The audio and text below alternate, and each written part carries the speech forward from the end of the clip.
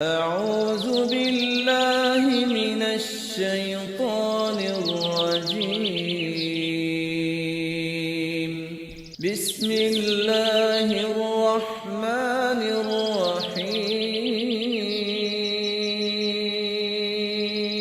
الرحمن علم القرآن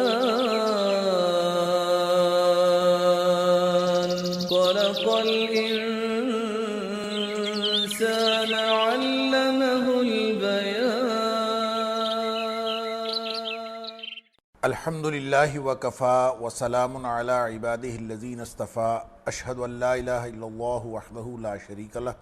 واشہد ان محمدا عبدہ ورسولہ صلی اللہ علیہ وآلہ وسلم. اما بعد، ناظرین کرام، خلاصہ مضامین قرآن کے سلسلے میں آج ہمارا 10واں پروگرام ہے اور آج ہم 10ویں پارے کے مضامین کا جائزہ لیں گے انشاءاللہ، اور اس میں دیکھیں گے کہ سورہ انفال اور سورہ توبہ جن کا کچھ حصہ اس پارے کے اندر موجود ہے، اس میں اللہ کریم نے کیا احکامات دیے ہیں اور ہمارے لیے اور رہتی دنیا تک کے لیے، انسانیت کے لیے کیا پیغامات ہیں. ناظرین کرام، 9ویں پارے کے اختتام پر اللہ کریم نے جہاد کی بابت حکم فرمایا تھا کہ جہاد ایک ایسی جنگ ہے، ایک ایسی جد و جہد ہے، ایک ایسا مارکہ ہے جس کا مقصد ذاتی کامیابی اور ناکامی نہیں ہے، بلکہ اس کا مقصد صرف اور صرف اعلاء کلمت اللہ، یعنی اللہ کے دین کو پوری دنیا پر غالب کر دینا ہے. اور اس وقت تک یہ جہاد جاری رہے گا جب تک کہ اللہ کے دین کا غلبہ نہ ہو جائے. تو ناظرین کرام، سورۃ الانفال جاری ہے، اور سورۃ الانفال جب شروع ہوئی تھی، یعنی جب اس کا آغاز ہوا تھا 9ویں پارے میں، تو وہاں پہ مال غنیمت کا ذکر کیا گیا تھا، اور میں نے عرض کیا تھا کہ انفال نفل کی جمع ہے، اور نفل سے مراد زائد مال یا زائد چیزیں ہیں، اور وہ زائد احکامات ہیں گویا جو اللہ تعالیٰ نے مسلمانوں کے لیے جائز رکھے، امت محمدیہ کے لیے جائز رکھے، اور ان میں مال غنیمت ہے، اور اس سے مراد مال غنیمت. تو مال غنیمت کا تذکرہ سورۃ الانفال کے شروع میں بھی ہوا، اور مال غنیمت کا تذکرہ یہاں 10ویں پارے کے آغاز میں بھی مال غنیمت ہی کا تذکرہ ہے. فرمایا کہ وہ مال غنیمت جو جائز اور حلال کیا گیا ہے، وہاں پہ فرمایا گیا تھا کہ اس کا اصل مالک اللہ اور اس کا رسول صلی اللہ علیہ وآلہ وسلم ہے. یہاں پہ اس کی تقسیم کی بات کی گئی ہے، اور یہ فرمایا گیا ہے کہ جو بھی مال غنیمت ہوگا اس کے 5 حصے ہوں گے، اور ایک حصہ جو ہے وہ بیت المال کے لیے، اللہ اور اس کے رسول صلی اللہ علیہ وآلہ وسلم کے لیے، یتامیٰ کے لیے، مساکین کے لیے وہ وقف ہوگا، اور 4 حصے جو ہیں وہ مجاہدین کے اندر تقسیم ہوں گے. اس میں بھی پھر آگے تقسیم کے مختلف درجے ہیں. جو سوار ہوں گے ان کا حصہ زیادہ ہے، اور جو پیادے ہوں گے ان کا حصہ کم ہے، اور جس کا جتنا گویا جنگ کے اندر حصہ ہوگا اسی کے مطابق جو ہے وہ کمانڈر ان کے اندر تقسیم کرے گا. تو بنیادی طور پر مال غنیمت کے جو ہے وہ 5 حصے ہیں، جس میں سے 4 مجاہدین میں تقسیم ہو سکتے ہیں، اور 5واں حصہ فَإِنَّ لِلَّهِ خُمُسَهُ وَلِلرَّسُولِ وَلِذِي الْقُرْبَى وَالْيَتَامَى وَالْمَسَاكِينِ وَابْنِ السَّبِيلِ، کہ جو 5واں حصہ ہے وہ تو اللہ اور اس کے رسول صلی اللہ علیہ وسلم اور رسول کریم صلی اللہ علیہ وآلہ وسلم کے رشتہ داروں کے لیے، یتیموں کے لیے، مسکینوں کے لیے اور مسافروں کے لیے اللہ کریم نے یہ حصہ مقرر فرمایا. اس کے بعد ناظرین کرام، کچھ مزید ان انعامات کا ذکر ہے جو جنگ بدر کے اندر اللہ تعالیٰ نے وقتی اور فوری طور پر مسلمانوں کو عطا فرمائے. جب سورۃ الانفال کا آغاز ہوا تھا، وہاں بھی بدر کے سلسلے میں جو مختلف انعامات ہیں ان کا ذکر ہوا تھا. یہاں پہ کچھ مزید انعامات جو واقعاتی طور پر رونما ہوئے، لیکن اللہ کی طرف سے وہ احسان تھے. مثال کے طور پر فرمایا کہ یہ بھی اللہ کا انعام تھا کہ وَالرَّكْبُ أَسْفَلَ مِنْكُمْ، کہ تمہیں اللہ تعالیٰ نے بلند جگہ عطا فرمائی، اور وہ جو سواریوں والا قافلہ تھا وہ تم سے نیچے والی جگہ پہ تھا. تو گویا بلندی کی جو جگہ ملی، بلندی پر جو جگہ اللہ تعالیٰ کی طرف سے، یعنی بلندی پر جو جگہ ملی، یہ بھی اللہ تعالیٰ کی طرف سے ایک انعام تھا. اسی طرح ایک انعام اللہ کریم نے ارشاد فرمایا اِذْ يُرِيكَهُمُ اللَّهُ فِي مَنَامِكَ قَلِيلًا، کہ خواب کے اندر مسلمانوں کو کافروں کی تعداد جو ہے وہ کم دکھائی گئی، تاکہ مسلمانوں کا حوصلہ بڑھے اور مسلمان پورے جذبے کے ساتھ لڑیں کہ ہم تو ان کو ہرا سکتے ہیں اور ان کو شکست دے سکتے ہیں. اسی طرح یہ بھی اللہ کا انعام تھا کہ اللہ تعالیٰ نے خواب میں ان کی قلت دکھائی، اور پھر حقیقت میں بھی اللہ تعالیٰ نے مسلمانوں کی آنکھوں کو ان کی فوج اس طرح سے دکھائی جیسے وہ ان سے قلیل ہے۔ وَإِذْ يُرِيكُمُوهُمْ إِذْ الْتَقَيْتُمْ فِي أَعْيُنِكُمْ قَلِيلًا، فرمایا کہ جب تم کے ساتھ ملے اور تم نے ان کو دیکھا تو اس وقت تمہاری آنکھوں سے بھی، مادی آنکھوں سے بھی تمہیں وہ کم ہی نظر آئے، اور یہ بھی اللہ کی رحمت تھی۔ مسلمانوں کا جوش جذبہ اور زیادہ بڑھ گیا، اور پھر فرمایا کہ صرف یہ نہیں ہوا کہ مسلمانوں کو کفار کی جماعت تھوڑی نظر آئی ہو، اللہ تعالیٰ نے کفار کو بھی مسلمان تعداد میں کم دکھائے تاکہ وہ بھی اس جذبے سے لڑیں۔ اللہ کا ارادہ حق کو واضح کر دینے کا تھا، باطل کو اس کی جڑ کاٹ دینے کا تھا، اس لیے اللہ تعالیٰ نے اس طرح سے کفار کے حوصلے بھی بڑھے کہ وہ لڑیں گے، اور ظاہر ہے کہ اگر ان کو مسلمان زیادہ تعداد میں نظر آتے تو وہ لوگ میدان جنگ چھوڑ کے بھاگ سکتے تھے، تو ان کو گویا بھاگنے نہیں دیا گیا اور وہ شکست سے دوچار ہو گئے۔ یہ بھی گویا اللہ تعالیٰ کا احسان تھا۔ اس کے علاوہ آداب جہاد کی تعلیم دی گئی ہے۔ اللہ تعالیٰ کی نصرت اس وقت تک نہیں آتی جب تک کہ ان آداب کا خیال نہ رکھا جائے۔ ان میں سب سے پہلی بات یہ ہے کہ فرمایا یا ایھا الذین آمنوا اذا لقیتم فئۃ فاثبتوا، جب بھی تمہارا کسی بھی جنگ میں دشمن کے ساتھ آمنا سامنا ہو تو ان آداب کا خیال رکھو۔ وہ کون سے آداب ہیں؟ سب سے پہلا ادب ہے فاثبتوا، ثابت قدمی اختیار کرنی ہے۔ اللہ کی مدد لینے کے لیے ثابت قدمی بڑی ضروری ہے۔ اور دوسری بات فرمایا وَاذْكُرُوا اللَّهَ كَثِيرًا لَعَلَّكُمْ تُفْلِحُونَ، اللہ کا ذکر کثرت سے کرتے رہنا ہے، پھر تمہیں جو ہے اللہ تعالیٰ کی مدد حاصل ہوگی۔ اس کے علاوہ فرمایا وَأَطِیعُوا اللَّهَ وَرَسُولَهُ، اللہ اور اس کے رسول صلی اللہ علیہ وآلہ وسلم کی اطاعت کرنی ہے۔ باہمی اختلاف سے بچنا ہے، باہمی اختلاف سے اجتناب کرنا ہے۔ وَلَا تَنَازَعُوا، کیونکہ آپس میں جب تم لڑو گے فَتَفْشَلُوا وَتَذْهَبَ رِيحُكُمْ، کہ تم اگر آپس میں باہمی اتحاد تمہارا نہ ہوا اور اختلاف ہوا تو تمہاری ہوا اکھڑ جائے گی۔ پھر فرمایا وَاصْبِرُوا، اور صبر کیا کرو، إِنَّ اللَّهَ مَعَ الصَّابِرِينَ، صبر کا معنی ڈٹے رہنا ہوتا ہے، اور خاص طور پر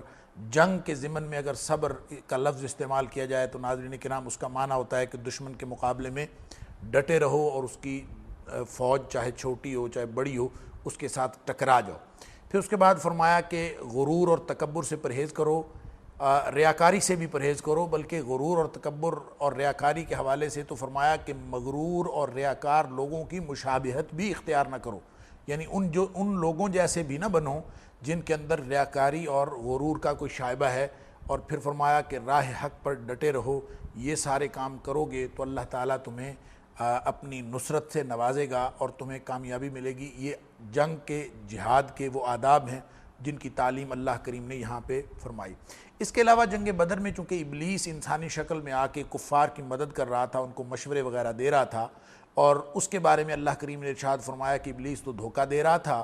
اور جب اس کو سمجھ آ گئی کہ معاملہ خراب ہے، پہلے تو وہ کفار کو اکساتا رہا، ان کو سبز باغ دکھاتا رہا اور ان کو کہتا رہا کہ تمہارے اوپر آج کوئی غلبہ حاصل نہیں کر سکتا، لا غالب لکم اليوم، کہ آج تمہارے اوپر پوری انسانیت میں سے کوئی غالب نہیں آ سکتا۔ لیکن جب اس نے دیکھا، یعنی فرشتوں کو دیکھا ہوگا یا اللہ کی نصرت کو آتے دیکھا ہوگا، تو پھر وہ وہاں سے بھاگ کھڑا ہوا، قال انی بریء منکم انی ارى ما لا ترون، کہ میں تو وہ کچھ دیکھ رہا ہوں جو تم نہیں دیکھ رہے۔ گویا اس کو شکست نظر آ رہی تھی، اور یا پھر فرشتے اترتے ہوئے نظر آ رہے تھے، اور وہ وہاں سے بھاگ کھڑا ہوا اور جاتے ہوئے یہ کہتا ہوا گیا انی اخاف اللہ واللہ شدید العقاب، میں تو اللہ سے ڈرتا ہوں۔ اندازہ فرمائیے کہ جب کوئی مصیبت آتی ہے تو شیطان کے منہ سے بھی یہ نکلا کہ میں اللہ سے ڈرتا ہوں، حالانکہ وہ اگر اللہ سے ڈرتا ہوتا اور تو اس طرح سے وہ اللہ کی نافرمانی نہ کرتا۔ اس کے بعد ناظرین کرام کچھ منافقین کا تذکرہ بھی اس میں ہے کہ منافقین کا کردار کیا تھا، اور پھر کفار کی برزخی زندگی یا برزخی ذلت کا ذکر ہے آیت نمبر 50 کے اندر۔ فرمایا کہ وَلَوْ تَرَى إِذْ يَتَوَفَّى الَّذِينَ كَفَرُوا الْمَلَائِكَةُ يَضْرِبُونَ وُجُوهَهُمْ وَأَدْبَارَهُمْ وَذُوقُوا عَذَابَ الْحَرِيقِ، جب فرشتے فوت کرتے ہیں ان کافروں کو تو اللہ کریم نے ارشاد فرمایا کہ اے نبی صلی اللہ علیہ وآلہ وسلم کاش تو دیکھتا کہ ان کے ساتھ کیا ذلت اور رسوائی کا سلوک ہو رہا ہے۔ فرمایا کہ ادھر سے فرشتے ان کے منہ پہ مارتے ہیں اور ادھر سے ان کی پیٹھوں پر مارا جاتا ہے، اور پھر ساتھ یہ کہا جاتا ہے کہ وذوقوا عذاب الحریق، کہ تم چکھو جلنے والا عذاب۔ یہ کس موقع کی بات ہے؟ ایک تو مفسرین کرام کا خیال یہ ہے کہ یہ اس وقت کیا جائے گا جب وہ لوگ جہنم کی طرف ہانک کر لے جائے جائیں گے، ان کے منہوں پر بھی مارا جائے گا اور ان کی دبروں پر یعنی ان کی پشتوں پر، پیٹھ پر بھی مارا جائے گا، اور مارتے ہوئے ہانکتے ہوئے فرشتے ان کو جہنم کی طرف لے جائیں گے، نعوذ باللہ من ذالک۔ اور دوسری بات یہ مفسرین کرام نے کہی ہے کہ یہ خاص طور پر موت کے وقت کا، گویا جنت اور دوزخ کے فیصلہ ہونے سے پہلے جب موت آ رہی تھی ان کو، اور وہ لوگ جو مر رہے تھے تو مرتے ہی گویا ان کو عالم برزخ میں اس طرح سے ان کا استقبال کیا گیا کہ ان کو فرشتوں نے منہوں پر، ان کے چہروں پر بھی مارا اور ان کی پشتوں کے اوپر بھی ان کو مارا، اور یہ کہا گیا کہ تم تو اب جہنم کا عذاب چکھنے کے لیے جا رہے ہو۔ اور تیسری بات مفسرین کرام نے لکھی ہے، اور حضرت ابن عباس رضی اللہ تعالیٰ عنہ کے حوالے سے لکھی ہے کہ اس سے مراد بدر کے موقع پر جو ان کی ذلت ہوئی ہے، خاص طور پر موت کے وقت، اس سے مراد وہ ہے کہ جب وہ مسلمانوں کے مقابلے میں آئے، مسلمانوں نے ان کے چہروں پر تلواریں ماریں تو وہ پیٹھ پھیر کر بھاگ کھڑے ہوئے، اور جب وہ بھاگے تو ان کی پیٹھوں پر اور ان کی دبروں پر جو ہے فرشتوں نے تلواریں ماریں، اور یہ ذکر گویا اس موقع کا ہے۔ تینوں میں سے کسی بھی موقع کا ذکر ہو، بہرحال اس میں کفار کی جو دائمی ذلت ہے اس کو کسی ایک خاص موقع پر دکھایا گیا ہے، یہ عالم برزخ میں ہو، موت کے وقت ہو، یا پھر یہ ان کا جو آخری فیصلہ ہے جہنم میں داخلے کے وقت ہو۔ اللہ تعالیٰ اس سے معاف فرمائے۔ ناظرین کرام، اس کے بعد آیت نمبر 56 تا 58 یعنی 56، 57 اور 58 کے اندر معاہدات اور معاہدات میں خیانت کا ذکر ہے۔ کفار مکہ یا دیگر کفار مسلمانوں سے معاہدہ کر لیتے تھے، اور پھر معاہدہ کرنے کے بعد اس معاہدے کی پاسداری کا اہتمام نہیں کرتے تھے، تو مسلمانوں کو اس کے حوالے سے مختلف جو پریشانیاں آتی تھیں۔ بعض مفسرین کا خیال یہ ہے کہ ان معاہدات میں جس معاہدے کا ذکر ہے اس سے مراد بنو قریظہ کا جو یہودی تھے ان کا معاہدہ ہے، اور انہوں نے بھی مسلمانوں سے بدعہدی کا ارتکاب کیا تھا یا اس عہد کی مناسب طور پر پاسداری نہ کر سکے تھے۔ تو جو بھی اس طرح کے کفار ہوں، اس سے مراد بنو قریظہ ہوں یا اہل مکہ ہوں یا اہل مکہ کے حلیف یا ارد گرد کے دیگر قبائل ہوں، یہ آیت مسلمانوں اور کفار کے مابین معاہدات کی صورت میں عام ہے، اور اس کا حکم بھی عام ہے۔ اور وہ کیا ہے کہ فرمایا کہ اگر معاہدہ ہو تو معاہدہ برابری کی سطح پر ہونا چاہیے، اور ایک دوسرے کے ساتھ معاہدے کی پابندی کرنی چاہیے۔ لیکن یہ کیا ہوا کہ آپ ان سے معاہدہ کرتے ہیں اور وہ ہر دفعہ اس کو توڑ دیتے ہیں۔ الذین عاہدت منہم ثم ینقضون عہدہم فی کل مرۃ وہم لا یتقون، کہ ایسے بدبخت ہیں کہ ہر دفعہ معاہدہ توڑ دیتے ہیں، آپ ان کے ساتھ معاہدہ کرتے ہیں، وہ معاہدہ توڑ دیتے ہیں۔ ناظرین کرام، جدید ترین دور میں بھی اور رہتی دنیا تک اس کے اندر رہنمائی ہے کہ اگر مسلمان یا مسلمان ریاست کسی بھی غیر مسلم ریاست کے ساتھ انفرادی یا اجتماعی سطح پر آپس میں معاہدہ کرتے ہیں تو اس معاہدے کی دونوں طرف سے پاسداری لازمی ہے۔ اگر مسلمان اس کی پاسداری کرتے ہیں اور وہ ہر دفعہ اس کو توڑتے نہیں تو اس کا مطلب ہے وہ معاہدہ نہیں ہے، بلکہ اگر ایسی صورت آ جائے کہ مسلمان تو ہمیشہ معاہدے کی پاسداری کریں اور وہ کبھی معاہدے کی پاسداری نہ کریں، تو فرمایا فَإِمَّا تَثْقَفَنَّهُمْ فِي الْحَرْبِ فَشَرِّدْ بِهِمْ مَنْ خَلْفَهُمْ لَعَلَّهُمْ يَذَّكَّرُونَ۔ ایسے لوگ جو ہیں جو معاہدوں کی پاسداری نہیں کرتے بلکہ معاہدے کی خلاف ورزی کرتے ہیں اور ہر دفعہ معاہدہ توڑ دیتے ہیں، تو فرمایا ان کے اوپر اگر اللہ تعالیٰ تمہیں لڑائی میں غلبہ عطا فرما دے تو پھر ان کو وہ مارنی ہے کہ ان کے پچھلے بھی بھاگ کھڑے ہوں، لعلہم یذکرون، تاکہ وہ نصیحت پکڑیں۔ اور فرمایا اگر کوئی قوم اپنے معاہدے کے اندر خیانت کی مرتکب ہوتی ہے، وہ کوئی بھی ہو، چاہے وہ مسلمانوں کے دو گروہ آپس میں معاہدہ کریں اور ایک قوم خیانت کا ارتکاب کرے، یا پھر مسلمانوں کا کافروں کے ساتھ معاہدہ ہو اور کفار کسی قسم کی خیانت یا بددیانتی اور بدنیتی کا مظاہرہ کریں اور وہ بات اس کی علامتیں اور نشانیاں نظر آ جائیں، فرمایا وَإِمَّا تَخَافَنَّ مِن قَوْمٍ خِيَانَةً، پوری دنیا کے ساتھ معاہدے کرو، معاہدہ امن کا ہونا چاہیے، آپس میں امن کے ساتھ رہنا چاہیے، لیکن اگر کوئی قوم بار بار بدنیتی اور بدعہدی کا ارتکاب کرتی ہے تو فرمایا ایسی خیانت نظر آنے پر فوراً آپ نے کیا کام کرنا ہے، فَانبِذْ إِلَيْهِمْ عَلَى سَوَاءٍ، ان کے معاہدے برابری کی سطح پر ان کے منہ پر دے مارنے ہیں۔ ان اللہ لا يحب الخائنین، اللہ تعالیٰ کسی بھی خیانت کرنے والے بددیانتوں کے ساتھ اللہ تعالیٰ اس طرح کے معاہدے پسند نہیں فرماتا۔ گویا دنیا میں انسان جتنے بھی معاہدے امن کرتا ہے یا مسلم ریاست جتنے بھی معاہدہ امن کرتی ہے وہ اس وقت تک معاہدے ہیں جس وقت تک دونوں طرف سے پاسداری کی جائے، اور اگر اہل کفار بار بار بدعہدی اور معاہدوں کی خلاف ورزی کے مرتکب ہوں تو وہ معاہدے ان کے منہ پر مار دینے چاہیے اور اعلان جنگ کر دینا چاہیے، ان کو پوری طرح سے بتا کے کہ تمہارے درمیان جو معاہدہ تھا وہ آج کے بعد ختم۔ پھر اس کے بعد ناظرین کرام آیت نمبر 60 کے اندر قوت جمع رکھنے کا حکم ہے۔ ظاہر ہے اسلام یا مسلمانوں کی امت جو ہے وہ یہ کوئی مجرد چیزیں نہیں ہیں، یہ مادی دنیا میں رہنا ہے اور اسی دنیا میں رہ کر اسلام کو غلبہ بھی دلانا ہے اور پوری انسانیت کی رہنمائی بھی کرنی ہے۔ تو فرمایا کہ وَأَعِدُّوا لَهُم مَّا اسْتَطَعْتُم مِّن قُوَّةٍ وَمِن الْخَيْلِ، کہ تم اپنے گھوڑوں کو تیار رکھو، اپنی قوت کو تیار رکھو، جتنی تمہارے اندر استطاعت ہے اس کی تیاری رکھو۔ اس سے کیا ہوگا؟ تیاری رکھنے سے کیا ہوگا؟ تُرْهِبُونَ بِهِ عَدُوَّ اللَّهِ وَعَدُوَّكُمْ، تمہارے دشمن اور اللہ کے دشمن اس سے ڈر جائیں گے۔ گویا دشمنوں کو ڈرانا بہتر ہے، یعنی جنگ کی صورت پیش آنے سے بہتر ہے کہ دشمنوں کو قوت خاطر جمع رکھ کے پہلے ہی اس طرح ڈرا دیا جائے کہ کوئی مسلمانوں کے اوپر حملہ کرنے کی جرت ہی نہ کرے تاکہ جنگ کی نوبت ہی نہ آئے۔ تو فرمایا اس سے تمہارے اور اللہ کے دشمن ڈرتے رہیں گے۔ وَآخَرِينَ مِن دُونِهِمْ لَا تَعْلَمُونَهُمْ اللَّهُ يَعْلَمُهُمْ، اور ایسے دشمن بھی ہیں جن کو تم نہیں جانتے، اللہ جانتا ہے، اور وہ کہیں چھپے ہوئے دشمن ہیں، وہ بھی دبک کے بیٹھ جائیں گے، سب کو کان ہو جائیں گے اگر تم قوت جو ہے وہ تیار کر کے رکھو گے۔ وَمَا تُنْفِقُوا مِنْ شَيْءٍ فِي سَبِيلِ اللَّهِ يُوَفَّى إِلَيْكُمْ، اور قوتیں جمع رکھنے کے لیے، دشمن کے خلاف فوج کی تیاری کرنے کے لیے، جنگ کی تیاری کرنے کے لیے ظاہر ہے پیسے بھی خرچ ہوں گے، اور اللہ فرماتا ہے جو پیسے اس معاملے میں خرچ ہوں گے اس کے بارے میں پریشانی کی ضرورت نہیں ہے۔ وَمَا تُنْفِقُوا مِنْ شَيْءٍ فِي سَبِيلِ اللَّهِ يُوَفَّى إِلَيْكُمْ، اللہ تعالیٰ تمہاری سارا خرچ کیا ہوا مال تمہیں واپس لوٹا دے گا۔ وَأَنْتُمْ لَا تُظْلَمُونَ، اور تمہارے اوپر ظلم نہیں کیا جائے گا۔ پھر ناظرین کرام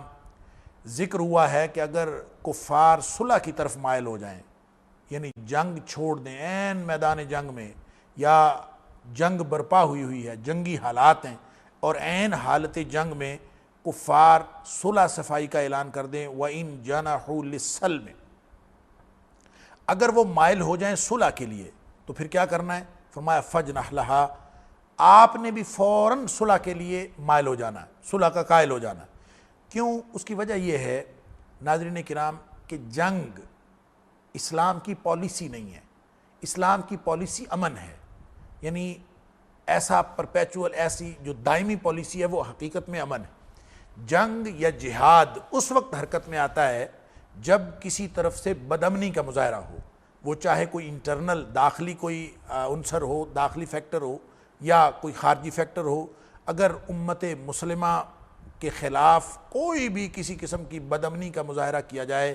یا امت مسلمہ کے امن کو خراب کرنے کی کوشش کی جائے، ان کے اوپر ظلم کیا جائے، یا پھر ان کے خلاف کسی قسم کا حملہ کر دیا جائے،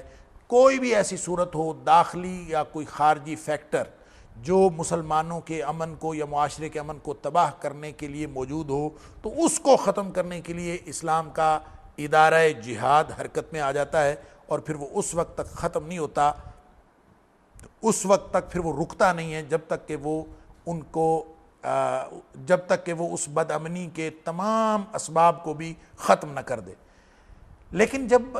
اگر کوئی ایسا معاملہ ہو تو وہی اہل کفار جو بدامنی کے مرتکب ہوئے تھے اور جن کی وجہ سے بدامنی اور فساد برپا ہوا تھا،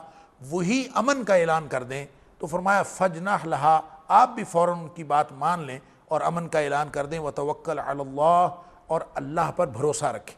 إِنَّهُ هُوَ السَّمِيعُ الْعَلِيمُ، اللہ تعالیٰ سننے اور جاننے والا ہے۔ لیکن ساتھ فرمایا کہ ہو سکتا ہے کہ ان کا اعلان، یعنی آپ دیکھیں نا کہ دنیا میں، اس ظاہر کی دنیا میں بہت سارے لوگ ایسے ہیں جو دھوکہ کرتے ہیں، اور ہو سکتا ہے کہ ان کا یہ صلح کا اعلان دھوکہ پر مبنی ہو۔ فرمایا وَإِن يُرِيدُوا أَن يَخْدَعُوكَ، اگر وہ دھوکہ بھی کرنا چاہیں، بدنیتی کے ساتھ بھی اگر انہوں نے اعلان کیا ہے، فَإِنَّ حَسْبَكَ اللَّهُ، اللہ آپ کو کافی ہو جائے گا، یعنی پھر بھی آپ نے صلح کی طرف مائل ہو جانا ہے۔ اندازہ فرمائیے اسلام جو ہے کس حد تک فساد کو ختم کر کے امن قائم کرنے کے لیے کس حد تک جاتا ہے کہ اگرچہ وہ بدنیتی کے ساتھ بھی امن کا دعویٰ کریں تو آپ نے ان کے امن کے دعوے کے ساتھ یک آواز ہو جانا ہے، چاہے وہ دھوکہ کرنا چاہیں پھر بھی اللہ تعالیٰ آپ کو کافی ہو جائے گا ان کی بدنیتی کے باوجود۔ ناظرین کرام، اس کے بعد مومنین کے اوپر اللہ تعالیٰ کے احسانات کا ذکر ہے، اور سب سے بڑا احسان یہ کہ اللہ تعالیٰ نے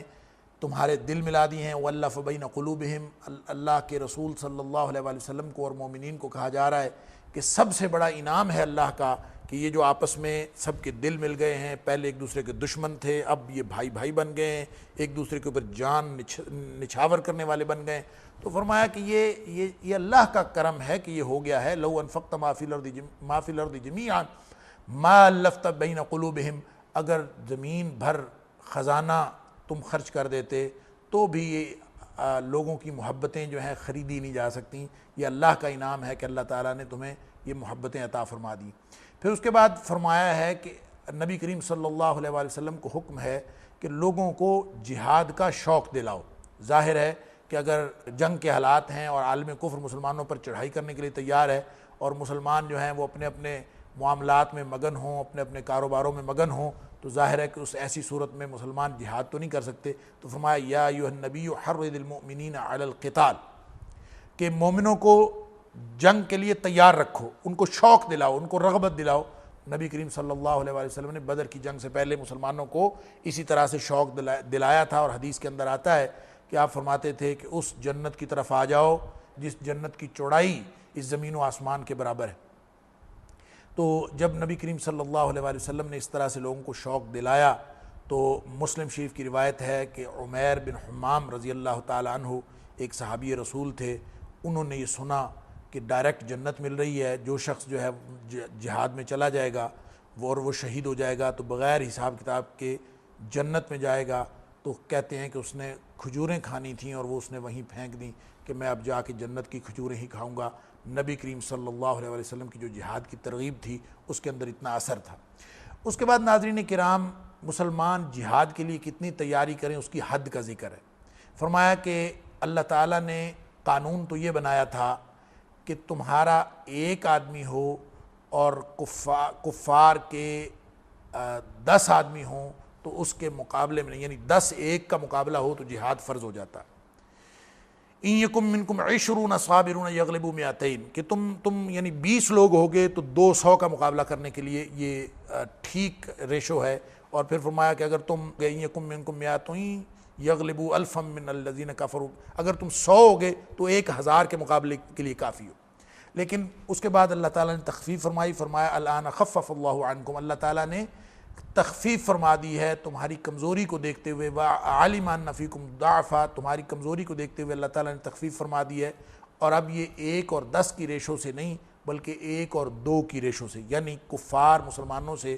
دگنے ہوں افرادی قوت کے اعتبار سے اور مسلمان ان سے نصف ہوں، تو یہ گویا جنگ کی تیاری جو لازمی تیاری ہے اس کی حد آ جاتی ہے۔ اس کے بعد اگر حالت جنگ ہونے کے باوجود مسلمان جنگ نہ کریں تو اس پر بہت بڑا گناہ ہے۔ جنگ فرض ہو جاتی ہے جب حالت جنگ بھی برپا کر دی گئی ہو اور مسلمان جو ہیں وہ ان سے نصف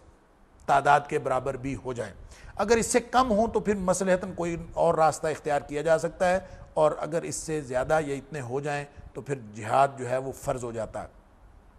اس کے بعد ناظرین کرام، جنگ بدر کے قیدیوں کا ذکر ہے۔ قیدیوں کے بارے میں اللہ کریم کی طرف سے یہ رخصت ہے کہ چاہے فدیہ لے کر چھوڑ دیے جائیں، چاہے ان کو قتل کر دیا جائے، اور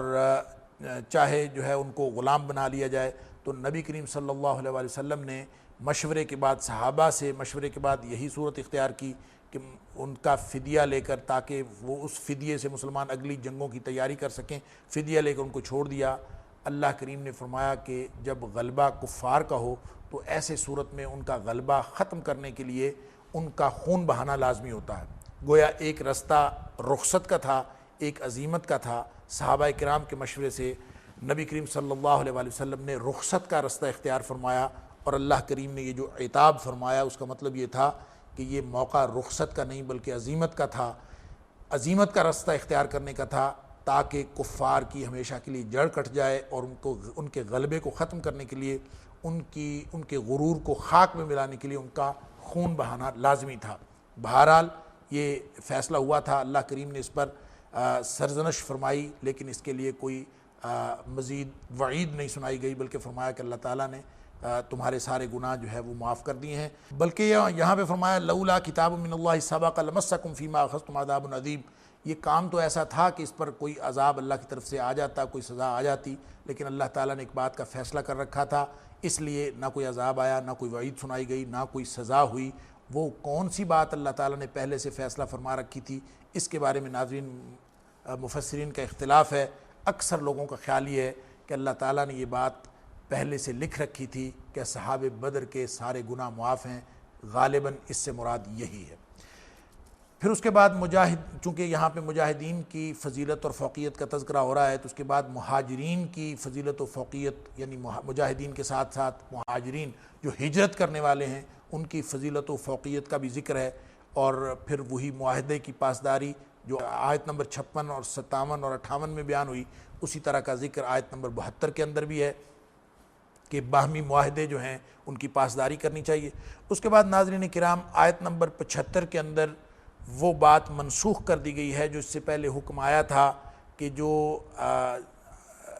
اس سے پہلے جو حکم تھا کہ اخوت کی وجہ سے، یعنی باہمی جو بھائی چارے کی وجہ سے بھی لوگ وراثت میں حصے دار ہو جاتے تھے، اب فرما دیا فَأُولَٰئِكَ مِنْكُمْ وَأُولُو الْأَرْحَامِ بَعْضُهُمْ أَوْلَىٰ بِبَعْضٍ فِي کتاب اللہ۔ اب یہ فرما دیا کہ جو رشتہ دار ہیں وہی وراثت کے حقدار ہوں گے۔ اس لیے مفسرین کرام کا خیال یہ ہے کہ اس سے پہلے حلف اور اخوت کی بنیاد پر جو وراثت میں کسی قسم کا حق تھا وہ اس آیت کے ساتھ منسوخ ہو گیا ہے۔ اب صرف اور صرف خونی رشتہ دار جو ہیں وہی حقدار ہوں گے وراثت میں۔ یہاں ناظرین کرام سورۃ الانفال مکمل ہوئی اور سورۃ التوبہ کا آغاز ہوا ہے، لیکن سورۃ التوبہ جو کہ ہے بھی مدنی اور ہے بھی بالکل آخری زمانے کی، اور اس کے اور سورۃ الانفال کے درمیان بسم اللہ الرحمن الرحیم نہیں لکھی گئی۔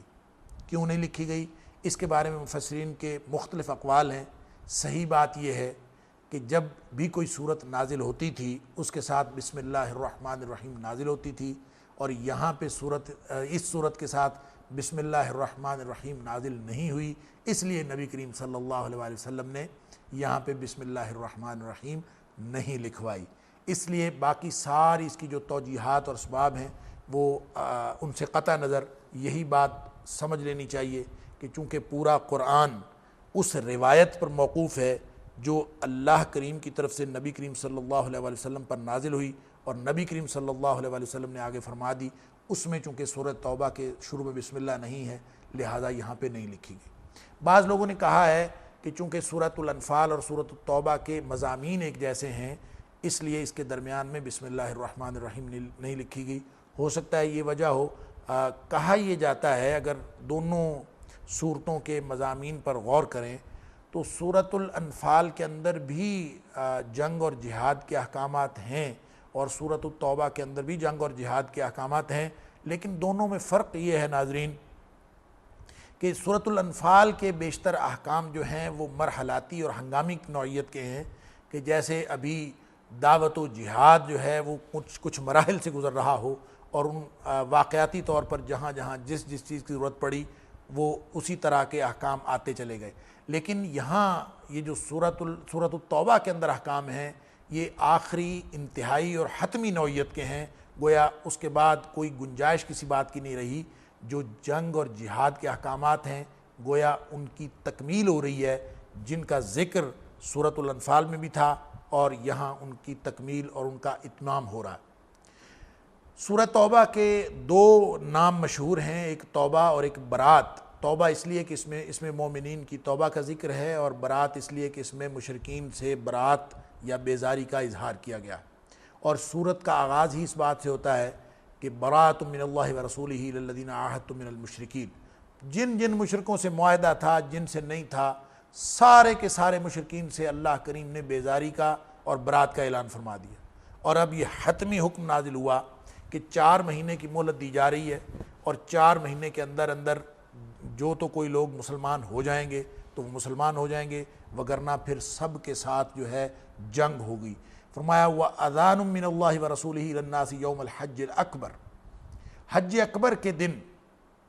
اعلان کر دیا جائے وہاں۔ ناظرین روایات کے اندر آتا ہے کہ نبی کریم صلی اللہ علیہ وآلہ وسلم نے 9 ہجری میں یہ آیات جو اللہ تعالیٰ کی طرف سے نازل ہوئیں تو یہ حضرت ابوبکر صدیق رضی اللہ تعالیٰ عنہ کو اور حضرت علی رضی اللہ تعالیٰ عنہ کو دے کے بھیجا، اور یہ لوگ حج پہ گئے اور انہوں نے منا میں 10 ذی الحج کو یہ سارے احکام جو ہیں وہ پڑھ کے سنائے۔ گویا یوم الحج الاکبر جو ہے وہ 10 ذی الحج کو یوم النحر کو کہا گیا کہ اس دن جو ہے مسلمان وہ نحر کرتے ہیں، اور بیشتر جو حج کے کام ہیں سب سے زیادہ وہ کرنے والے یوم النحر کے اندر ہوتے ہیں، اس کو حج اکبر کہتے ہیں۔ مسلمانوں نے قربانیاں بھی کرنی ہوتی ہیں، اور حاجی نے قربانیاں بھی کرنی ہوتی ہیں، اور سر کے بال بھی منڈوانے ہوتے ہیں، اس کے علاوہ شیطان کو کنکریاں مارنی ہوتی ہیں، اور چوتھا کام طواف کرنا ہوتا ہے۔ یہ 4 کام یوم النحر کو حاجی کو کرنے پڑتے ہیں، اس لیے اس کو حج اکبر کا دن فرمایا گیا۔ اصل میں یہ حج اصغر کے مقابلے میں حج اکبر کہا گیا۔ حج اصغر عام طور پہ اہل عرب عمرہ کو کہتے تھے، اور حج اکبر حج کو کہتے تھے۔ لہذا اس کا مطلب یہ ہوا کہ حج اکبر سے مراد اصل میں حج ہے، اور حج اصغر سے مراد عمرہ ہے۔ یہ جو عام طور پہ لوگوں کے اندر مشہور ہے کہ جمعہ کے دن اگر حج آ جائے تو وہ حج اکبر ہوتا ہے، یہ بالکل بے بنیاد بات ہے ناظرین کرام، اس کا کسی حقیقت کے ساتھ کوئی تعلق نہیں۔ تو یہ یوم النحر کے دن انہوں نے جا کے یہی کہا گیا تھا، وہی بھی یہی آئی تھی، نبی کریم صلی اللہ علیہ وآلہ وسلم نے یہی حکم فرمایا تھا کہ یوم النحر کے دن وہاں جا کے اعلان کر دیں۔ حضرت ابوبکر صدیق اور حضرت علی رضی اللہ تعالی عنہما دونوں نے وہاں پہ اعلان کر دیا، اور یہ کہہ دیا گیا کہ 4 مہینے کی مہلت دی جا رہی ہے۔ اور ناظرین کرام، یہ 4 مہینے کی مہلت ان مشرکین اور ان کفار کے لیے تھی جن کے ساتھ یا تو معاہدہ کوئی نہیں تھا اس سے پہلے، یا پھر معاہدہ 4 مہینے یا 4 مہینے سے کم مدت کا تھا، یا پھر اگر 4 مہینے کی مدت سے زیادہ کا معاہدہ تھا تو ان کی طرف سے معاہدے کی پاسداری کا پورا اہتمام نہیں تھا۔ ایسے لوگوں کو 4 مہینے کی مہلت دی گئی، اور جن لوگوں کے ساتھ زیادہ وقت کا معاہدہ تھا اور وہ معاہدے کی پاسداری بھی کر رہے تھے ان کو معاہدے کی مدت تک کی مہلت دی گئی کہ اس وقت تک جو ہے اپنا فیصلہ کر لیں، یا تو اسلام قبول کر لیں یا پھر سارے کے سارے یہاں سے حجاز سے نکل جائیں۔ فرمایا فسیحوا فی الارض 4 اشہر، 4 مہینے تک جو ہیں وہاں پہ اگر کوئی پھرنا چاہتے ہو تو پھر لو۔ جب یہ 4 مہینے گزر جائیں گے تو آیت نمبر 5 کے اندر فرمایا کہ پھر جہاں یہ ملیں ان کو قتل کرو، فاقتلوا المشرکین حیث وجدتموہم، جہاں بھی یہ ان کو پاؤ ان کو قتل کر دو، وخذوہم ان کو پکڑ لو، واحصروہم ان کو گھیر لو، اور مختلف کمین گاہوں میں بیٹھ کر وقعودوا لہم کل مرصد، مختلف کمین گاہوں میں بیٹھ کر ان کی نگرانی کرو، مانیٹرنگ کرو کہ یہ کہاں کہاں جا رہے ہیں، اور جہاں جہاں پہ جائیں ان کو پکڑ لو، ان کی سارے راستے بند کر دو۔ فَإِن تَابُوا وَأَقَامُوا الصَّلَاةَ وَآتَوُا الزَّكَاةَ فَخَلُّوا سَبِيلَهُمْ، ہاں اگر وہ مسلمان ہو جائیں، توبہ کر کے نماز روزہ زکوٰۃ قبول کرنے کے لیے تیار ہو جائیں تو پھر ان کا راستہ چھوڑ دینا ہے۔ گویا جو نماز نہیں پڑھتا، جو زکوٰۃ نہیں دیتا، اس کا راستہ نہیں چھوڑنا، یہی وہ حکم ہے جس پر حضرت ابوبکر صدیق رضی اللہ تعالیٰ عنہ نے اپنی دور خلافت میں عمل فرمایا تھا کہ آپ نے فرمایا تھا کہ جو زکوٰۃ میں کمی کرے گا میں اس کے خلاف جنگ کروں گا، اور آپ نے منکرین زکوٰۃ کے خلاف اسی بنیاد پر جنگ کی تھی۔ اس کے بعد ایک رخصت دی گئی ہے کہ استثناء ہے کہ وَإِنْ أَحَدٌ مِّنَ الْمُشْرِكِينَ اسْتَجَارَكَ فَأَجِرْهُ حَتَّى يَسْمَعَ كَلَامَ اللَّهِ ثُمَّ أَبْلِغْهُ مَأْمَنَهُ، کہ اگر کوئی شخص کفار میں سے آپ سے پناہ مانگ لیتا ہے، یعنی حفاظت طلب کر لیتا ہے، پناہ طلب کر لیتا ہے، تو فرمایا اس کو پناہ دے دی جائے، اور اس کو اللہ کا کلام بھی سنایا جائے، اور پھر اس کو کسی محفوظ مقام تک پہنچا دیا جائے تاکہ کوئی معاملہ جو ہے اس کے ساتھ اس طرح کا پیش نہ آئے کہ اس کو مسلمانوں کی طرف سے کوئی گزند پہنچے۔ اس کے بعد یہ فرمایا گیا ہے کہ جب یہ معاہدے بار بار توڑتے ہیں وَإِن نَكَثُوا أَيْمَانَهُم مِّن بَعْدِ عَهْدِهِمْ وَطَعَنُوا فِي دِينِكُمْ فَقَاتِلُوا أَئِمَّةَ الْكُفْرِ، ایسے جو ائمہ کفر ہیں، جو بڑے بڑے سرخیل اور سرغنہ ہیں کفر کے، جو بار بار معاہدے توڑتے ہیں، معاہدے کرتے ہیں، معاہدے توڑتے ہیں اور مسلمانوں کے ساتھ کسی معاہدے کی پاسداری نہیں کرتے، فرمایا ان کو قتل کیا جانا لازمی ہے۔ الا تقاتلون قوما نكثوا ايمانهم وهموا باخراج الرسول وهم بدؤكم اول مره، فرمایا کیوں نہیں مارتے ان کو، کیوں نہیں ان کو قتل کرتے جو تمہارے ساتھ بار بار معاہدہ توڑ رہے ہیں، تم ان کے خلاف جنگ ہی نہیں کر رہے، ڈرتے ہو ان سے؟ فرمایا اتخشونہم، کیا ڈرتے ہو ان سے، تمہیں خوف ہے کوئی؟ فاللہ احق ان تخشوا ان کنتم مؤمنین، اگر تمہارے اندر ایمان ہو نا تو پھر اللہ کا حق ہے زیادہ کہ اللہ سے ڈرا جائے، اللہ کے علاوہ کسی سے نہ ڈرو، معاہدے توڑنے والے جو ائمہ کفر ہیں ان کو قتل کر ڈالو، ان کے ساتھ لڑائی کرو۔ پھر اس کے بعد مشرکین عرب جو ہیں وہ ان کی مختلف عادات کا اور مختلف ان کے جو فخر و غرور ہیں ان کا ذکر ہے، اور خاص طور پر ایک چیز کو وہ نیکی سمجھ کے اس کے اندر اپنے بڑے ناز سے اور بڑے غرور سے اس کا ذکر کیا کرتے تھے، اور اپنے کارناموں کے طور پر بیان کرتے تھے کہ ان لوگوں کے پاس چونکہ کعبہ کی تولیت تھی، مسجد حرام کی تولیت ان کے پاس تھی، اس لیے وہ حاجیوں کو پانی پلاتے، کعبے کے انتظامات کرتے اور اس مسجد حرام کے انتظامات کرتے، اور اس کو وہ بہت بڑی خدمت قرار دیتے۔ اس پر کہتے ہیں کہ مسلمان بھی بعض اوقات یہ سوچنے پر مجبور ہو جاتے کہ یہ حاجیوں کو پانی پلانا تو بڑے ثواب کا کام ہے، اور مسجد حرام کا انتظام کرنا یہ بڑے ثواب کا کام ہے، اگر یہ مشرکین کر رہے ہیں تو گویا وہ ثواب کما رہے ہیں۔ بعض مسلمانوں نے ایسی گفتگو بھی کی، روایات کے اندر آتا ہے کہ آپس میں مسلمانوں نے گفتگو بھی کی کہ اسلام لانے کے بعد کون سا کام سب سے اچھا ہے۔ کسی نے کہا حاجیوں کو پانی پلانا اچھا ہے، کسی نے کہا مسجد تعمیر کرنا، مسجدوں کو آباد کرنا یہ زیادہ اچھا ہے، کسی نے کچھ کہا، کسی نے کچھ کہا۔ تو اللہ کریم نے یہاں پہ فرمایا کہ مشرکین کو یہ لائق شان نہیں ہے کہ وہ اللہ کے گھر کو آباد کریں۔ اللہ کے گھر کو آباد کرنا اصل میں اسی کا کام ہے، من آمن باللہ والیوم الآخر وَأَقَامَ الصَّلَاةَ وَآتَى الزَّكَاةَ وَلَمْ يَخْشَ إِلَّا اللَّهُ، جو اللہ کے سوا کسی سے نہ ڈرے، زکوٰۃ دے، نماز قائم کرے، اللہ اور آخرت کے دن پر ایمان رکھے، وہ اصل میں جو ہیں وہ مسجدوں کو آباد کر سکتے ہیں۔ جو لوگ مشرکین ہیں وہ کیا آباد کریں گے، ان کو لائق نہیں ہے کہ کسی کو اس طرح سے مسجدوں کو وہ آباد کریں۔ بلکہ فرمایا کہ صرف حاجیوں کو پانی پلانا اور مسجد حرام کو آباد کرنا، کیا یہ اللہ پر اور آخرت کے دن پر ایمان اور اللہ کے راستے میں جہاد کے برابر ہو گیا؟ یہ کیسے برابر ہو سکتا ہے؟ فرمایا لا یستوون عند اللہ، یہ اللہ کے ہاں کبھی برابر نہیں ہو سکتا۔ بلکہ جو لوگ یہ والے کام کرتے ہیں، یعنی اللہ اور آخرت کے دن پر ایمان رکھتے ہیں اور جہاد فی سبیل اللہ کرتے ہیں، ان کے مقابلے میں حاجیوں کو پانی پلانا یا اس طرح کی جو خدمت ہے وہ سر انجام دینا، اس کی کوئی حیثیت نہیں جب تک ایمان قبول نہ کیا جائے۔ اس کے بعد ناظرین کرام، مومنین کو حکم ہے یا ایھا الذین آمنوا لا تتخذوا آباءکم واخوانکم اولیاء ان استحبوا الکفر علی الایمان، کہ جہاد اور ہجرت کے حوالے سے تمہاری دنیاوی محبت اور دنیاوی رشتے جو ہیں یہ رکاوٹ نہیں بننے چاہیے۔ فرمایا چاہے تمہارے باپ ہوں، چاہے تمہارے بھائی ہوں، اگر وہ کفر کی بجائے، اگر وہ ایمان کی بجائے کفر کا ساتھ دیں اور کفر کو پسند کریں، تم نے کبھی ان کو اپنا دوست نہیں رکھنا۔ اور پھر اس کے بعد فیصلہ کن انداز میں دنیا کی جتنی محبتیں ہو سکتی تھیں، جتنی زمینی محبتیں ہو سکتی تھیں، چاہے وہ مادی محبتیں تھیں، چاہے وہ رشتوں کی محبتیں تھیں، ساری گن دیں۔ فرمایا اے حبیب صلی اللہ علیہ وآلہ وسلم اعلان فرما دیجئے، قل، اعلان فرما دیجئے کہ اگر تمہارے باپ، تمہارے بیٹے، تمہارے بھائی، تمہاری بیویاں، تمہارے خاندان، تمہارے کمائے ہوئے مال اور تمہاری تجارتیں، تمہارے کاروبار اور تمہارے گھر، یہ سب کچھ تمہیں اللہ اور اس کے رسول صلی اللہ علیہ وآلہ وسلم اور ان کے رستے میں جہاد سے زیادہ پیارا ہے، اگر یہ چیزیں زیادہ پیاری ہیں تو فرمایا فَتَرَبَّصُوا حَتَّى يَأْتِيَ اللَّهُ بِأَمْرِهِ، پھر بیٹھ کے انتظار کرو کہ اللہ کا عذاب کب آتا ہے۔ گویا کوئی شخص اگر اللہ اس کے رسول صلی اللہ علیہ وآلہ وسلم کو ہر چیز سے زیادہ عزیز نہیں رکھتا، ہر چیز سے زیادہ محبت نہیں دیتا، تو ایسے شخص کا ایمان ہی قابل اعتبار نہیں ہے۔ نبی کریم صلی اللہ علیہ وآلہ وسلم کا ارشاد ہے لا یؤمن احدکم حتی اکون احب الیہ من والدہ وولدہ والناس اجمعین، کوئی شخص اس وقت تک مومن نہیں ہو سکتا، کامل مومن نہیں بن سکتا جب تک کہ میں یعنی محمد صلی اللہ علیہ وآلہ وسلم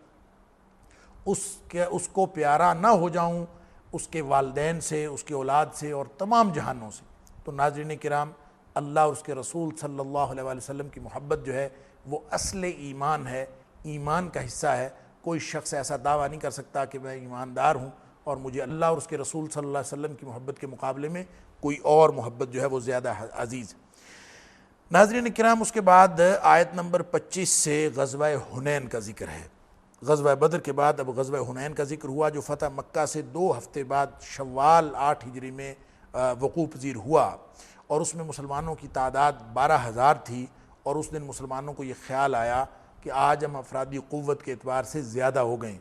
اور پہلی دفعہ مسلمانوں کو اس بات پر اعتماد ہوا کہ آج فتح ہماری ہے کہ آج ہماری افرادی قوت کفار کی افرادی قوت سے زیادہ ہے۔ یہ بات اللہ تعالیٰ کو پسند نہیں آئی، اور پہلے ہی جھٹکے میں جو مقابلے میں بنو حوازن اور بنو ثقیف کے لوگ تھے یا بنو غطفان کے لوگ تھے، انہوں نے ایسی تیروں کی بوچھاڑ کی کہ مسلمانوں کے قدم اکھڑ گئے اور مسلمان وہاں سے بھاگ کھڑے ہوئے۔ اللہ تعالیٰ نے یہاں پہ اس جنگ کا ذکر کیا ہے۔ اس کے بعد نبی کریم صلی اللہ علیہ وسلم وہاں پہ ڈٹ گئے، اور آپ کو جنگ کے اندر ڈٹا ہوا دیکھ کر مسلمان بھی واپس آ گئے۔ اللہ تعالیٰ نے ان کے دل جما دیے اور وہ پوری قوت سے لڑے۔ اللہ تعالیٰ نے بہت سارا مال غنیمت بھی مسلمانوں کو عطا فرمایا، فتح حاصل ہوئی۔ 6000 کے قریب جو ہے وہ کفار مسلمانوں کے قیدی بنے، ان کو بعد میں چھوڑ دیا گیا، اور مال غنیمت بھی مسلمانوں کے ہاتھ آیا۔ اس کے بعد ناظرین کرام وہی حتمی احکام جس کا ذکر سورۃ التوبہ کی ابتدا میں ہوا تھا، اس کی مزید وضاحت آیت نمبر 28 کے اندر فرمائی گئی ہے۔ فرمایا یا ایھا الذین آمنوا انما المشرکون نجس فلا یقربوا المسجد الحرام بعد عامہم ھذا، کہ یہ جو مشرکین ہیں یہ نجس ہیں، یہ پلید ناپاک ہیں، یہ آج کے بعد اس مسجد حرام کے قریب نہ آئیں۔ اور ناظرین کرام یہ اللہ تعالیٰ نے اعزاز صرف مسلمانوں کو عطا فرمایا ہے کہ وہ حدود حرم میں جا سکتے ہیں۔ حدود حرم کے اندر آج کل وہاں پہ ایک مکہ گیٹ بنا ہوا ہے کہ اس گیٹ کے اندر جو ہے وہ صرف مسلمان جا سکتا ہے۔ یہ اللہ تعالیٰ نے اعزاز مسلمانوں کو عطا فرمایا ہے کہ اس کے اندر صرف مسلمان جا سکتے ہیں، کوئی کافر وہاں پہ نہیں جا سکتا۔ فرمایا بعد عامہم ھذا، مکمل پابندی اس سال کے بعد کہ کوئی شخص جو ہے وہ وہاں پہ نہیں پہنچے گا۔ اور پھر اس کے بعد ان کفار کی کچھ خصوصیات بتائی گئی ہیں کہ چونکہ یہ ایمان نہیں رکھتے اللہ پر، آخرت کے دن پر، اور اللہ تعالیٰ کے دین کو نہیں مانتے، اس لیے ان کے ساتھ یہ سلوک ہوا ہے کہ یہ یا تو یہاں سے بھاگ جائیں اور چلے جائیں، یہ سرزمین حجاز چھوڑ دیں، اور یا پھر اگر یہ رہیں بھی کہیں سرزمین حجاز کے قریب مسلمانوں کی اسٹیٹ کے اندر رہنا چاہیں تو اس وقت تک یہ نہیں رہ سکتے حتیٰ یعطوا الجزیۃ عن ید وہم صاغرون، کہ یہ پھر ذلیل و رسوا ہو کر مسلمانوں کو جزیہ دیں، اس صورت میں رہ سکتے ہیں، وگرنہ ان کو وہاں سے نکالنا اور عالم کفر کی قوت کو توڑنا اب لازمی ہو گیا تھا، اور یہ حتمی اور فائنل احکامات ہیں ناظرین کرام۔ اس کے بعد ناظرین کرام جو عیسائیوں کے حوالے سے اللہ کریم نے ارشاد فرمایا کہ ان کے جو احبار و رہبان تھے، ان کے جو درویش اور علماء تھے، ان کے بارے میں اللہ کریم نے ارشاد فرمایا کہ انہوں نے ان کو رب بنایا ہوا تھا۔ اتخذوا احبارهم ورهبانهم اربابا من دون اللہ، انہوں نے اللہ کو چھوڑ کر ان علماء و درویشوں کو رب بنایا ہوا تھا۔ تو ناظرین کرام اس آیت کے تحت حضرت عدی بن حاتم رضی اللہ تعالیٰ عنہ صحابی رسول کا ایک قصہ منقول ہے کہ جس میں یہ کہا گیا کہ حضرت عدی بن حاتم جب ابھی مسلمان نہیں ہوئے تھے، یعنی عیسائی تھے، حاتم تائی کے بیٹے عدی، تو انہوں نے نبی کریم صلی اللہ علیہ وسلم سے یہ آیت سنی تو وہ بڑے حیران ہوئے کہ ہم عیسائی جو ہیں وہ اللہ کو چھوڑ کر کسی اور کو رب تو نہیں بناتے، اپنے علماء کو اور اپنے درویشوں کو رب تو نہیں سمجھتے، تو یہ قرآن نے یہ کیوں کہہ دیا کہ اتخذوا احبارهم ورهبانهم اربابا من دون اللہ، کہ انہوں نے اللہ کو چھوڑ کر دوسری لوگوں کو رب بنایا ہوا ہے، یہ ہم ایسا تو نہیں کرتے۔ تو یہ خیال آیا تو اس پر سوال کر دیا انہوں نے نبی کریم صلی اللہ علیہ وسلم کو کہ ہم تو ان کو رب نہیں سمجھتے، تو یہ قرآن نے یہ کیوں کہا ہے کہ ہم ان کو رب سمجھتے ہیں؟ تو نبی کریم صلی اللہ علیہ وسلم نے ان سے پوچھا کہ یہ بتاؤ کہ اگر تمہارے علماء اور درویش کسی چیز کو حلال ٹھہرائیں تو تم ان کو حلال نہیں سمجھتے، اور اگر وہ کسی چیز کو حرام ٹھہرائیں تو تم ان کو حرام قرار نہیں دیتے؟ انہوں نے کہا ہاں یہ تو ہم کرتے ہیں۔ تو فرمایا ذالک عبادتہم ایاہم، یہی تو ان کی عبادت ہے، یہی تو ان کو رب بنانا ہے، کہ حلت و حرمت اللہ کا کام ہے، حلت و حرمت اللہ کا اختیار ہے، اور اگر یہ بندوں کو دے دیا جائے اور علماء و درویشوں کو دے دیا جائے تو اس کا مطلب یہی ہوگا کہ گویا بندگی اللہ کی نہیں کی جا رہی بلکہ اپنے احبار و رہبان کی جا رہی۔ اس کے بعد یہ فرمایا گیا ہے کہ دین جو اللہ کا دین ہے یہ غالب ہونے کے لیے آیا ہے، مغلوب ہونے کے لیے نہیں آیا۔ هو الذی ارسل رسولہ بالہدی ودین الحق لیظہرہ علی الدین کلہ ولو کرہ المشرکون، مشرکوں کو جتنی مرضی تکلیف ہو اللہ کا دین غالب ہونے کے لیے آیا ہے، دلائل کے میدان میں بھی اور قوت کے میدان میں بھی بالآخر اللہ کے دین کو ہی غلبہ ہے۔ نہ دلائل کے میدان میں عالم کفر جیت سکتا ہے اور نہ ہی عمومی میدان میں، مادی میدان میں جیت سکتا ہے۔ یہ الگ بات ہے کہ مسلمان جو دین کو ماننے والے ہیں وہ دین پر کامل عمل نہ کریں اور مسلمانوں کی بدعمالیوں کی وجہ سے وہ دین جو غالب ہونے کے لیے آیا ہے وہ وقتی طور پر مغلوب ہو جائے۔ یہ صرف اور صرف مسلمانوں کے کردار کی وجہ سے ہو سکتا ہے۔ اللہ کا دین غالب ہونے کے لیے آیا ہے اور بالآخر وہی غالب ہوگا۔ اس کے بعد اللہ تعالیٰ نے احبار و رہبان کا چونکہ تذکرہ ہوا تھا اور ان کے حوالے سے خاص طور پر اور ایک عمومی حکم فرمایا ہے کہ ناجائز مال، ناجائز طریقے سے مال نہ کھاؤ، اور احبار و رہبان کے بارے میں فرمایا کہ جو لوگ باطل طریقے سے مال کھاتے ہیں گویا کہ وہ اللہ کے راستے سے لوگوں کو روکتے بھی ہیں، اور باطل طریقے سے مال کھانا اپنے پیٹ میں آگ بھرنے کے مترادف ہے۔ تو فرمایا جو لوگ سونا چاندی جمع کر رکھتے ہیں اور اس کو اللہ کے راستے میں خرچ نہیں کرتے، وہ فرمایا فبشرہم بعذاب علیم، ان کو دردناک عذاب کی خبر دے دیں۔ اور فرمایا کون سا دردناک عذاب؟ کہ وہی اشرفیاں اور چاندی کے سکے جو یہاں دنیا میں جمع کیے تھے، کنز بنایا تھا، یوم یحمى علیہ فی نار جہنم فتقوی بہا جباہہم وجنوبہم وظہورہم، کہ اسی سونے چاندی کے سکوں سے قیامت کے دن اسی رقم سے ان کے جسموں کو داغا جائے گا، جو آگ میں دہکا کر ان کو داغا جائے گا، اور کہا جائے گا ھذا ما کنزتم لانفسکم، یہ ہے تمہارا خزانہ جو تم نے اپنے لیے جمع کیا تھا۔ اللہ تعالیٰ محفوظ فرمائے۔ تو اس سے بہت سارے صحابہ کرام ڈر گئے کہ کنز سے مراد یعنی ہر وہ مال جو ہم جمع کر کے رکھتے ہیں اور اللہ کے راستے میں خرچ نہیں کرتے، کہیں وہ کنز نہیں ہے۔ تو اس کی تشریح فرمائی گئی کہ ہر وہ مال جس مال سے زکوٰۃ ادا کر دی جائے، غریبوں مسکینوں کا حق ادا کر دیا جائے، وہ کنز نہیں ہے بلکہ وہ مال پاکیزہ ہو جاتا ہے۔ اس کے بعد ناظرین کرام حرمت والے 4 مہینوں کا ذکر ہے۔ اللہ تعالیٰ نے فرمایا کہ ان عدۃ الشہور عند اللہ 12 شہرا فی کتاب اللہ یوم خلق السماوات والارض، اول روز سے 12 مہینے اللہ تعالیٰ نے مقرر فرما دیے تھے، اور یہ جو منہا اربعۃ حرم، ان میں سے 4 مہینے جو ہیں وہ حرمت والے مہینے تھے، یعنی وہ بعد میں عرب کے کلچر میں بھی وہ قائم رہے۔ نبی کریم صلی اللہ علیہ وسلم نے بھی ان حرمت والے مہینوں کو حرمت والا ہی رکھا۔ اس میں رجب ہے، ذیقعد ہے، ذی الحج ہے اور محرم۔ ناظرین کرام آیت نمبر 38 سے غزوہ تبوک کا ذکر شروع ہو گیا، جب نفیر عام کا اعلان ہوا تھا اور فرمایا کہ اللہ کی مدد تمہارے ساتھ ہے، تم سب نکل جاؤ، اور ان لوگوں کو بھی تنبیہ فرمائی گئی جن لوگوں کو اس وقت نکلنا جو ہے بہت مشکل لگا تھا۔ خاص طور پہ منافقین کا کردار بہت واضح ہو کر سامنے آیا، اور منافقین یہ ناظرین کرام غزوہ تبوک 9 ہجری میں ہوا، اور لمبا سفر تھا، گرمی کا زمانہ تھا، اوپر سے فصلیں پک چکی تھیں اور شدید دھوپ اور شدید گرمی، اور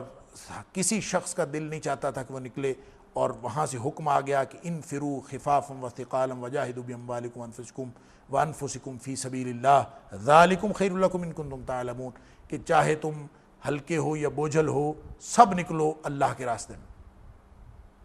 اور اپنے مالوں کے ساتھ اپنی جانوں کے ساتھ جہاد کرو۔ ناظرین کرام یہ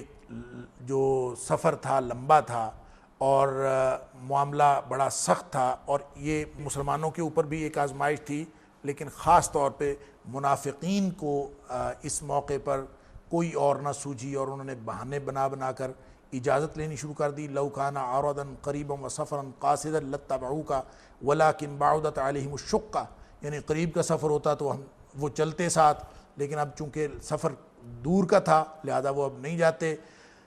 تو فرمایا کہ یہ کفار منافقین تو بہانے بنانا شروع ہو گئے ہیں، اور ان کا طرز عمل یہ ہے کہ یہ جہاد سے اور جنگ سے جی چرا رہے ہیں، اور اس سختی سے یہ پیچھے بھاگ رہے ہیں۔ تو فرمایا یہ تو اللہ تعالیٰ نے منافقین کا نکلنا پسند ہی نہیں فرمایا۔ یہ اگر نکلنا چاہتے بھی اور اس کے لیے اجازت اپنی اس کے لیے تیاری بھی کر لیتے، فرمایا وَلَوْ أَرَادُوا الْخُرُوجَ لَأَعَدُّوا لَهُ عُدَّةً، اس کے لیے تیاری بھی کر لیتے، وَلَكِنْ كَرِهَ اللَّهُ بِعَاثَهُمْ، اللہ تعالیٰ نے ان کا نکلنا پسند فرمایا ہی نہیں، اور اللہ تعالیٰ نے فرما دیا وَقِيلَ اقْعُدُوا مَعَ الْقَاعِدِينَ، بیٹھے رہو پیچھے عورتوں اور بچوں کے ساتھ۔ اور پھر فرمایا کہ اگر وہ نکلتے بھی آپ کے ساتھ نبی کریم صلی اللہ علیہ وسلم کو تسلی دی جا رہی ہے کہ یہ نہیں نکلے، اچھا ہوا، اگر یہ آپ کے ساتھ نکلتے غزوہ تبوک کے لیے تو پھر بھی یہ فساد کا باعث بنتے، کوئی نہ کوئی پریشانی جو ہے وہ آپ کے لیے کھڑی کرتے۔ جہاں تک مسلمانوں کا تعلق ہے، غزوہ تبوک کے مسلمان جو ہیں ان کی طرف سے 4 قسم کا طرز عمل جو ہے وہ سامنے آیا۔ ناظرین کرام جیسا میں نے عرض کیا بڑی شدت تھی اس وقت موسم کی بھی اور سفر کی بھی، اور ساتھ حالات بھی ایسے تھے کہ مسلمان نکلنے کو قطعاً تیار نہیں تھے، لیکن جب جہاد کا نفیر عام کا اعلان ہو گیا تو اس وقت ایک گروہ تو مسلمانوں کا غالب اکثریت تو وہ تھی جو بلا تعمل تیار ہو گئے، دوسرا گروہ وہ تھا جنہوں نے ابتداً تردد کیا لیکن بعد میں وہ بھی تیار ہو گئے، تیسرا گروہ وہ تھا جو کسی ضعف کی وجہ سے، بیماری کی وجہ سے یا سفر خرچ نہ ہونے کی وجہ سے ان کو اجازت مل گئی اور وہ نہیں گئے۔ ان کا ذکر آگے جا کے ناظرین کرام آیت نمبر 91 اور 92 کے اندر ہوا ہے۔ اور چوتھا گروہ مسلمانوں میں سے وہ تھا جن لوگوں نے بغیر کسی عذر معقول کے جنگ میں حصہ نہیں لیا، اجازت بھی نہیں لی اور وہ جا بھی نہیں سکے، بعد ازاں انہوں نے اعتراف کر لیا کہ بغیر کسی معقول عذر کے وہ نہیں جا سکے اور اللہ تعالیٰ نے ان کو معافی دے دی۔ ان کا ذکر جو ہے وہ 11ویں پارے میں آئے گا، ہم وہاں جا کے انشاءاللہ اس کا تذکرہ کریں گے یہ کون لوگ تھے۔ اس کے بعد منافقین کے طرز عمل کے جو مختلف پہلو ہیں وہ بیان فرمائے گئے ہیں، اور یہ بتایا گیا ہے کہ جس طرح کفار جو ہیں ان کو مسلمانوں کی فتح پر رنج ہوتا ہے، مسلمانوں کو کوئی مصیبت آئے تو ان کو خوشی ہوتی ہے، یہ منافقین بھی کردار کے حوالے سے بالکل کفار جیسے ہیں، اور جس طرح کفار کو آپ کی فتح پر رنج ہوتا ہے ان کو بھی رنج ہوتا ہے۔ ان تصبک حسنۃ تسؤہم، جب آپ کو کوئی اچھائی ملتی ہے، کوئی فتح ملتی ہے تو ان کو تکلیف ہوتی ہے، فرمایا وَإِن تُصِبْكَ مُصِيبَةٌ يَقُولُوا قَدْ أَخَذْنَا أَمْرَنَا، اور جب آپ کو کوئی مصیبت پہنچتی ہے تو پھر یہ گویا اس پر خوش ہوتے ہیں، وَهُمْ فَرِحُونَ، اس پر ان کو بڑی خوشی ہوتی ہے۔ گویا کفار اور منافقین کا جو کردار ہے وہ ایک طرح کا تھا، اور مسلمانوں کے ساتھ اگرچہ وہ مسلمانوں کے ساتھ نمازیں پڑھتے تھے، صدقات دیتے تھے، لیکن اللہ کریم نے ارشاد فرمایا آیت نمبر 54 کے اندر کہ یہ جو نمازیں پڑھتے ہیں یہ نماز تو پڑھتے ہیں وہم کسالہ، اور اصل میں یہ بادل نخواستہ پڑھتے ہیں اور خرچ بھی کرتے ہیں تو الا وہم کارہون، پسند نہیں کرتے خرچ کرنے، یعنی مسلمانوں کے ساتھ جو کام کر رہے ہوتے ہیں وہ دل سے نہیں کر رہے ہوتے، وہ ناپسندیدگی سے بادل نخواستہ کر رہے ہوتے ہیں۔ ان کا کردار کفار کے کردار سے کسی طور بھی مختلف نہیں ہے۔ اس کے بعد صدقات کی تقسیم کے حوالے سے اس الزام کا ذکر ہے جو منافقین نبی کریم صلی اللہ علیہ وآلہ وسلم پر لگاتے تھے، جس طرح کہ ایک روایت کے اندر آتا ہے کہ ایک شخص ذوالخویسرہ جس کا نام روایت کے اندر آتا ہے، اس نے نبی کریم صلی اللہ علیہ وآلہ وسلم سے یہ گستاخی کی تھی، آپ کو جب آپ صدقات تقسیم فرما رہے تھے تو اس نے یہ کہا تھا کہ آپ انصاف کریں، تو نبی کریم صلی اللہ علیہ وآلہ وسلم نے اس کو فرمایا تھا کہ عجیب بات کرتے ہو کہ اگر میں انصاف نہیں کروں گا تو پھر کون انصاف کرے گا۔ تو اس طرح سے منافقین کا کردار بھی بتایا گیا، وَمِنْهُمْ مَنْ يَلْمِزُكَ فِي الصَّدَقَاتِ، ان میں سے ایسے بھی ہیں جو آپ کے اوپر آپ کو تان کرتے ہیں، آپ کے اوپر الزام لگاتے ہیں۔ پھر اس کے بعد ناظرین کرام مصارف زکوٰۃ کا تذکرہ ہے، توبہ کی سورہ توبہ کی آیت نمبر 60 کے اندر وہ 8 مصارف اسپیسیفکلی بیان کر دیے گئے ہیں۔ فرض صدقات یعنی جس کو ہم زکوٰۃ کہتے ہیں، وہ جن مصارف پر خرچ کی جا سکتی ہے وہ صرف 8 قسم کے متعین مصارف ہیں، اس کے علاوہ یہ خرچ نہیں کی جا سکتی۔ البتہ مفسرین کا اور شارحین کا اس بات پہ فقہا کا اختلاف ہے کہ کیا ان 8 مصارف پر یکساں تقسیم کر کے خرچ کرنی چاہیے یا ان میں سے کسی بھی مصرف پر خرچ کی جا سکتی ہے۔ تو زیادہ صحیح بات یہی ہے کہ ان 8 مصارف میں سے کسی ایک پر جو ہے وہ خرچ کی جا سکتی ہے۔ یہ کون سے 8 مصارف ہیں؟ اس میں فقراء ہیں، مساکین ہیں، اور زکوٰۃ کے عاملین جو زکوٰۃ کا کام کرتے ہیں یعنی اس کے ملازمین وغیرہ، اس کے علاوہ مؤلفات قلوب، نئے جو مسلمان ہوئے ہوں وہ جو ابھی کفر کو چھوڑ کر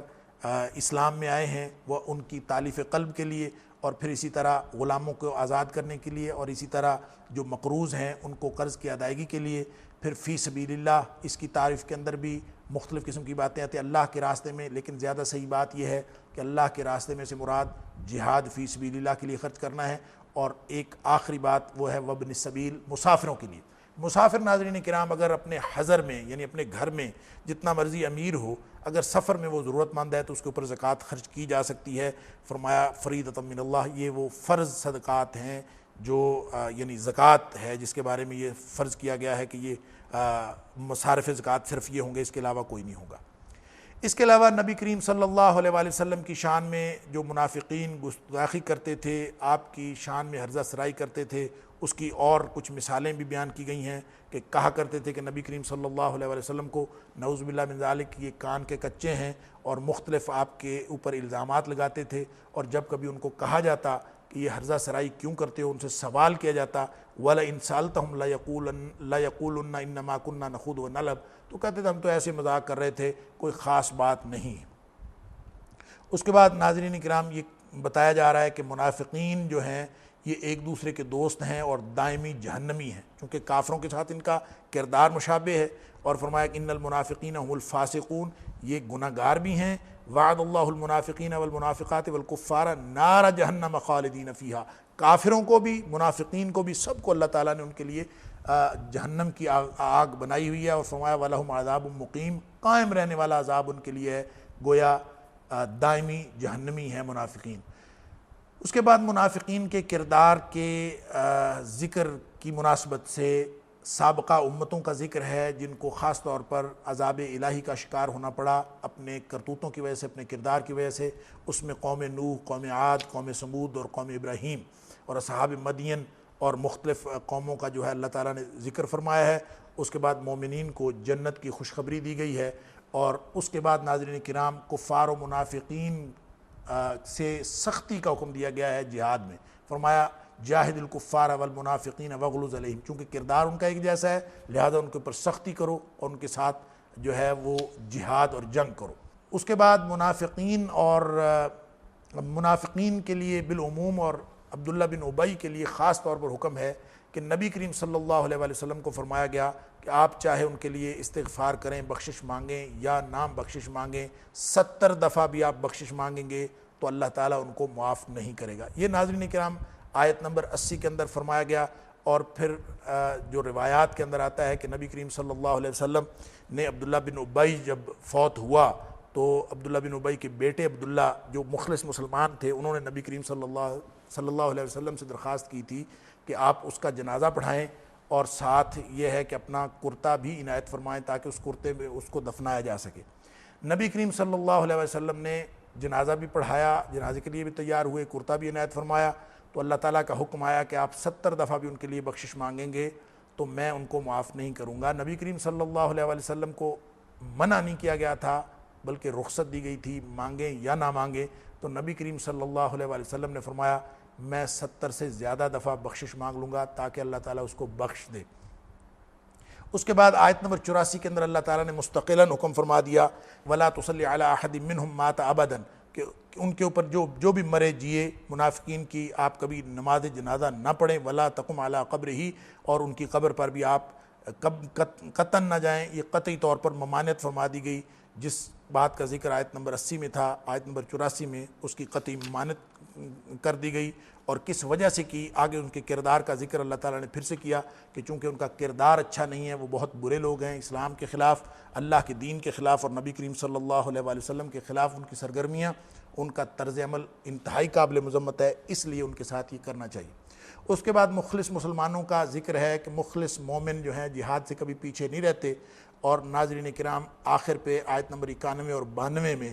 ان معذور مسلمانوں کا ذکر ہے جن کو جہاد سے اجازت دے دی گئی تھی اور واقعی وہ معذور تھے، اور یہ بھی بڑا دردناک ذکر ہے۔ اس میں وہ لوگ بھی ہیں جن کے پاس سواریاں نہیں تھیں، وہ نبی کریم صلی اللہ علیہ وآلہ وسلم کے پاس آئے، فرمایا تیرے پاس آتے ہیں اور آپ کے پاس آ کے کہتے ہیں کہ ہمیں سواری دے دیں، ہم سواری پہ جائیں، اور آپ کہتے ہیں میرے پاس بھی سواری نہیں ہے، تو وہ پھر واپس مڑ جاتے ہیں۔ وَتَوَلَّوْا وَأَعْيُنُهُمْ تَفِيضُ مِنَ الدَّمْعِ حَزَنًا أَلَّا يَجِدُوا مَا يُنْفِقُونَ، کہ وہ واپس تو مڑ جاتے ہیں لیکن ان کی آنکھوں سے آنسو بہہ نکلتے ہیں کہ ان کے پاس جہاد کرنے کے لیے اور اللہ کے دین میں خرچ کرنے کے لیے پیسے نہیں ہیں، اور وہ لوگ وہ کچھ نہیں پاتے جو اللہ کے راستے میں خرچ کرے۔ ناظرین کرام،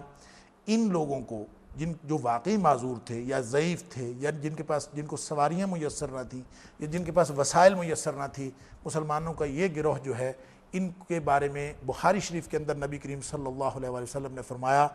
کہ ان لوگوں کو اتنا ہی اجر ملے گا جتنا اجر ان لوگوں کو ملا جو غزوہ تبوک میں شریک ہوئے۔ لوگ بڑے حیران ہوئے کہ ایک وہ شخص ہے جو اتنا لمبا فاصلہ طے کرتا ہے، ساری سفر کی مصیبتیں